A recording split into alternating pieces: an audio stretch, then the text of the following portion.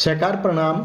सहकार साथियों, जैसा कि हम सहकारी तंत्र के तहत दंडनीय व्यवहार की चर्चा कर रहे हैं, इसी कड़ी में आज के वीडियो में हम गवर्नेंस एंड प्रोसीजरल ऑफेंसेस तथा specific offences by office bearers के संबंधित अपराध के बारे में चर्चा करेंगे। वीडियो को सहकार साथियों को शेयर करें, लाइक करें तथा सहकारिता की जानकारी प्राप्त करने के लिए चैनल को सब्सक्राइब करना ना भूलें। साथियों, governance and procedural offences conducting business contrary to the bylaws. Every cooperative society operates under a set of bylaws that define its scope and procedures. Violating these constitutes an offense. And what are the violations? Ultra-virus actions, taking decision or actions outside the society's authorized scope, यानी कि outside the society objectives and society bylaws. Procedural violations, not following proper protocols for meetings, elections or decision making. Unauthorized activities, engaging in business activities not permitted by the society's registration or society's bylaws. For example, if a dairy cooperative society starts investing in real estate speculation without amending its bylaws and getting proper approvals, this would constitute an offense for conducting business contrary to its registered purpose or to its objectives. Failure to conduct elections. Democratic governance is fundamental to cooperative principles. Accordingly, failing to hold timely elections is an offense. Election delays, not conducting elections within the prescribed time frame. Term extensions, unofficially extending the terms or extending the tenure of board beyond the legal period.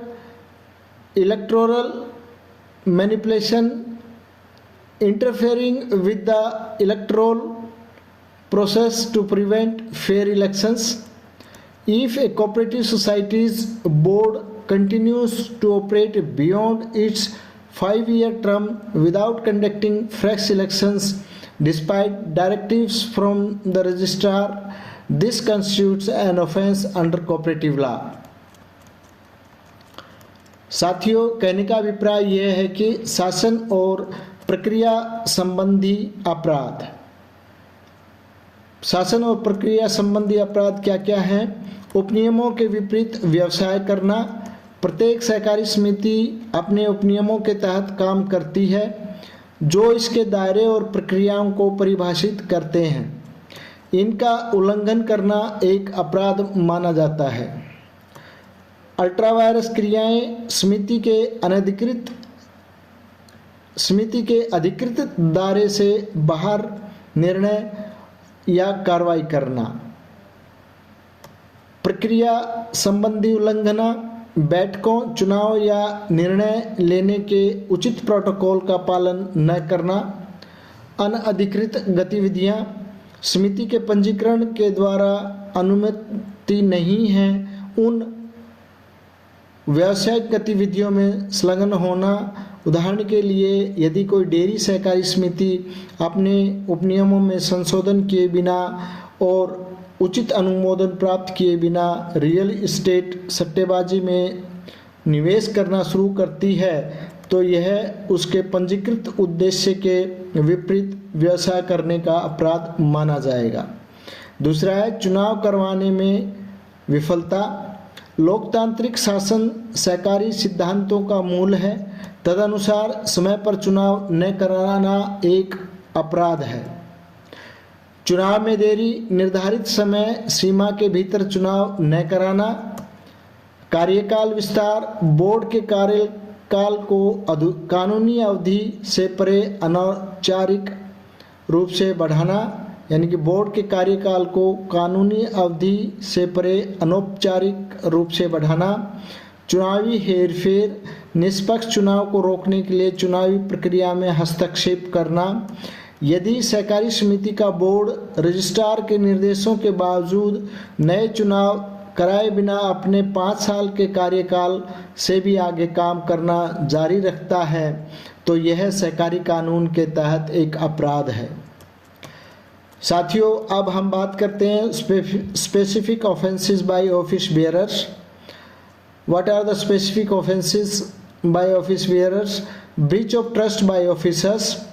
Officers of cooperative society hold positions of trust and have fiduciary responsibilities.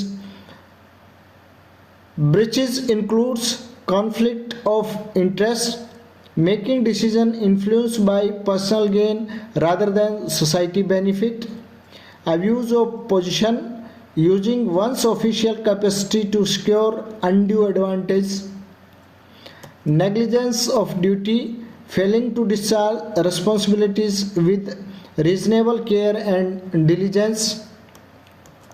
When a chairperson of a cooperative society awards contracts to family members without disclosing relationship or following proper tender procedures, this constitutes a breach of trust and qualifies as an offense. This is the example. What are the breach of trust and why it is called as offense?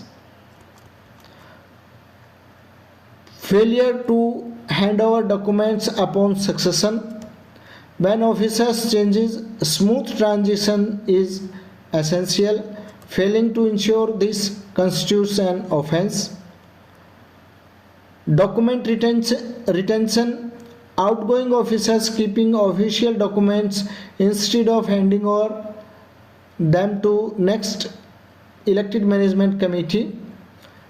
Property withholding means no transferring society property to new office bearers. Information obstructions, deliberately withholding critical information from successors. An example would be an outgoing secretary who refuses to hand over electronic records, password access or physical documents to the newly elected secretary, thereby obstructing society functions. यानी कि कहने का अभिप्राय यह है कि पदाधिकारियों द्वारा विशिष्ट अपराध, इनमें क्या क्या शामिल है? अधिकारियों द्वारा विश्वासघात, सहकारी समितियों के अधिकारी, प्रधान, उप प्रधान या कमेटी सदस्य या कोई अन्य अधिकारी विश्वास के पद पर होते हैं और उनके प्रत्ययी यानी कि विश्वास आश्रित जिम्मेदारियां होती हैं। विश्वासघात में निम्न शामिल है: हितों का टकराव, सोसाइटी के लाभ के बजाय व्यक्तिगत लाभ से प्रभावित होकर निर्णय लेना, पद का दुरुपयोग, अनुचित लाभ प्राप्त करने के लिए अपनी आधिकारिक क्षमता का उपयोग करना, कर्तव्य की लापरवाही, उचित देखभाल और परिश्रम के साथ जिम्मेदारियों का निर्वहन करने में विफल होना। जब सहकारी समिति का अध्यक्ष अपने परिवार के सदस्यों को बिना रिश्तों का खुलासा किए या उचित निविदा प्रक्रियाओं का पालन किए अनुबंध प्रदान करता है तो यह विश्वासघात का मामला बनता है और अपराध के रूप में योग्य होता है। उत्तराधिकार पर दस्तावेज सौंपने में विफलता। जब अधिकारी बदलते हैं तो सहज परिवर्तन आवश्यक है। यह सुनिश्चित न करना अपराध माना जाता है। यानी कि जब आप ऑफिस बेरर नहीं रहे सोसाइटी को और 5 साल का टर्म पूरा करने पर जो दस्तावेज अगली चयनित प्रबंध कमेटी को सौंपना होता है वो सहज परिवर्तन आवश्यक है, वो आसानी से सौंप दिए जाने चाहिए, नहीं तो अपराध की श्रेणी में माना जाता है। दस्तावेज रखना। निवर्तमान अधिकारी आधिकारिक दस्तावेजों को सौंपने के बजाय उन्हें अपने पास रखते हैं तो यह भी एक ऑफेंस है, अपराध है। संपत्ति रोकना, नए पदाधिकारियों को सोसाइटी की संपत्ति हस्तांतरित न करना भी अपराध है। सूचना अवरोधन, उत्तराधिकारियों से जानबूझकर महत्वपूर्ण जानकारी छिपाना भी विश्वासघात है। एक उदाहरण है, एक निवर्तमान सचिव जो नवनिर्वाचित सचिव को इलेक्ट्रॉनिक रिकॉर्ड, पासवर्ड एक्सेस या भौतिक दस्तावेज सौंपने से इनकार करता है, जिससे कि सोसाइटी के कार्यों में बाधा उत्पन्न होती है, एक ऑफेंस है, यानी कि एक अपराध है।